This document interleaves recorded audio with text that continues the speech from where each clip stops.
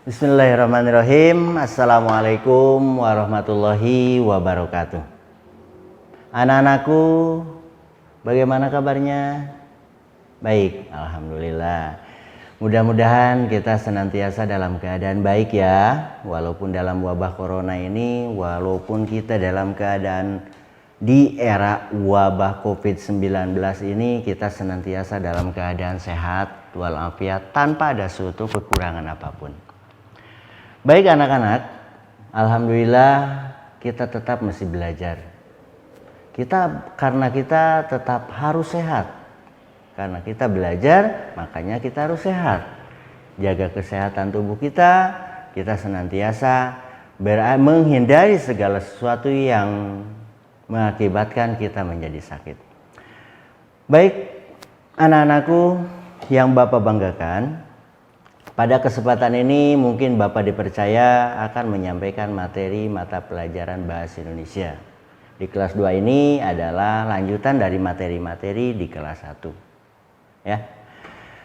Pada buku kelas 2 mungkin kita akan membahas beberapa hal sama seperti di kelas 1. Ada beberapa unit, ada beberapa tema. Ya, ada beberapa tema yang akan kita pelajari.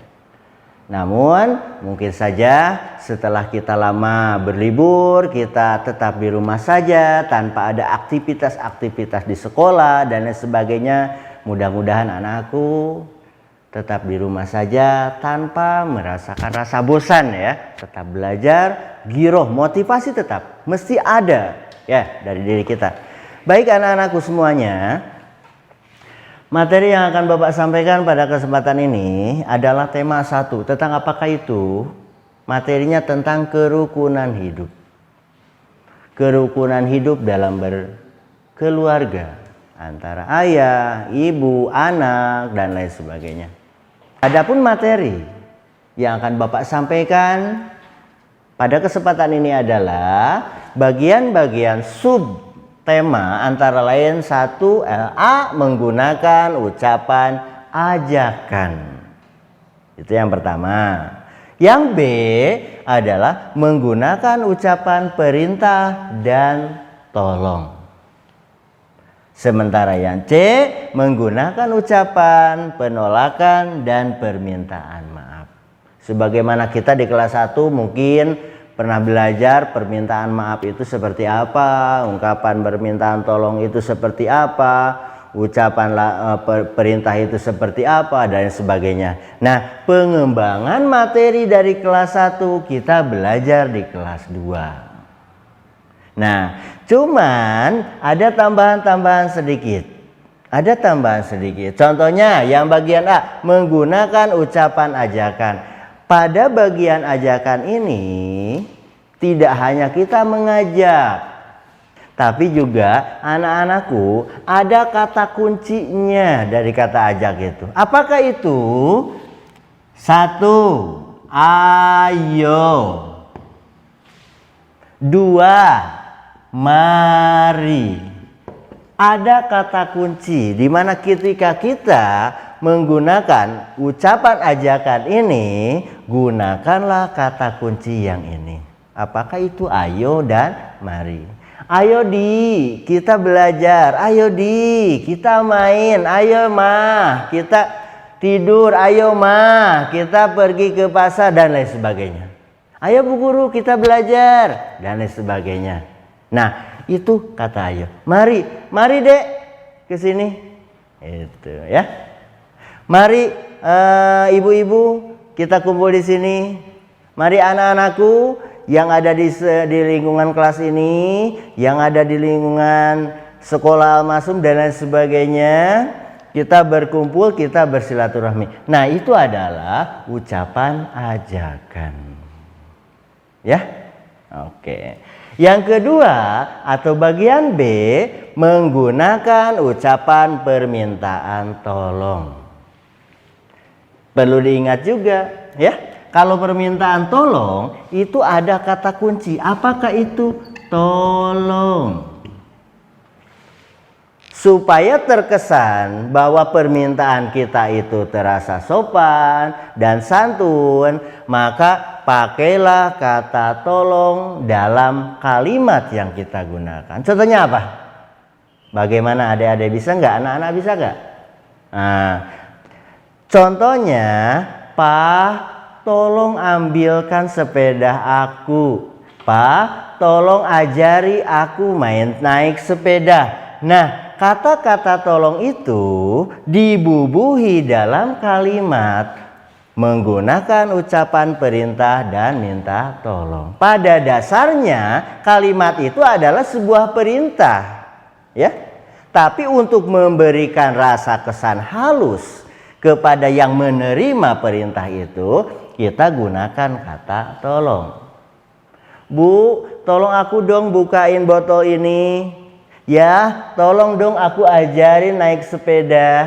Nah, kata-kata itu adalah ucapan perintah dan permintaan tolong.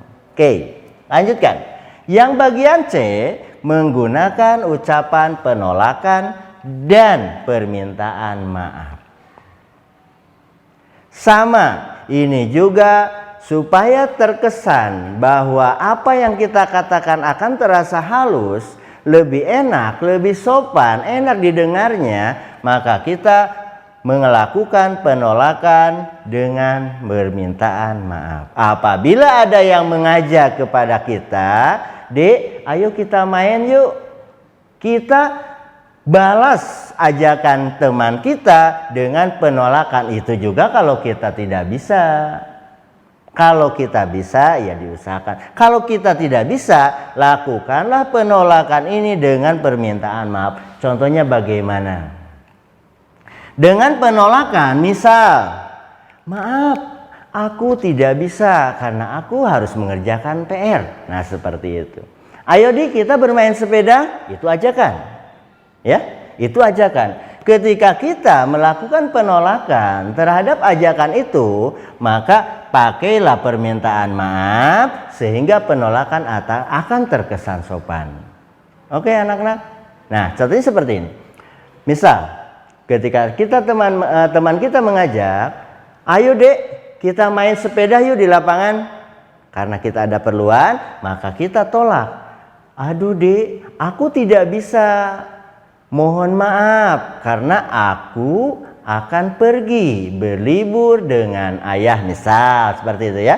Atau aku akan pergi ke pasar dengan ibu dan lain sebagainya. Nah, ini adalah 3 ungkapan, 3 ucapan. Untuk apa? Untuk melakukan pergaulan kita, komunikasi kita dengan teman kita, dengan ibu kita, dengan ayah kita, dan dengan orang-orang yang ada di sekeliling kita, supaya terkesan sopan dan enak untuk didengar. Oke, baik. Bagaimana? Paham? Ada pertanyaan? Nah, kalau tidak ada pertanyaan, mungkin Bapak ulangi lagi ya materi yang ini, dan setelah itu baik nanti anak-anakku hafalkan di rumah, baik nanti anak-anak pahami kembali di rumah. Nah, setelah dipahami, diulang kembali, direview kembali, nanti kalau ada pertanyaan tanyakan langsung ke Bapak via WA atau telepon dan lain sebagainya. Itu sebelum kita bisa bertemu secara face to face. Baik anak-anak, dalam kerukunan hidup ini ada 3 materi. Yang pertama, menggunakan kalimat ucapan ajakan, ya, dengan memakai kata kunci ayo dan mari. Yang kedua, menggunakan ucapan perintah dan tolong dengan membubuhi kata tolong dengan supaya akan terasa enak apabila didengar. Oke. Yang bagian C, menggunakan ucapan penolakan dan permintaan maaf. Ketika kita menolak supaya terkesan enak kepada yang menerima, maka bubuhilah permintaan atau kata-kata maaf. Mohon maaf Dek, saya tidak bisa mengikuti ajakan adik. Nah, mungkin itu yang bisa Bapak sampaikan. Bagaimana? Ada pertanyaan? Oke, kalau ada pertanyaan nanti Bapak sampaikan, nanti anak-anak sampaikan, nanti Bapak akan tampung dan setelah itu Bapak akan jawab satu persatu, insya Allah. Mungkin itu yang bisa Bapak sampaikan pada kesempatan ini. Mudah-mudahan apa yang Bapak sampaikan bisa dipahami secara jelas dan kalau ada pertanyaan, kalau ada kekurangan pun dari Bapak mohon dimaafkan. Sekian dan terima kasih. Assalamualaikum warahmatullahi wabarakatuh.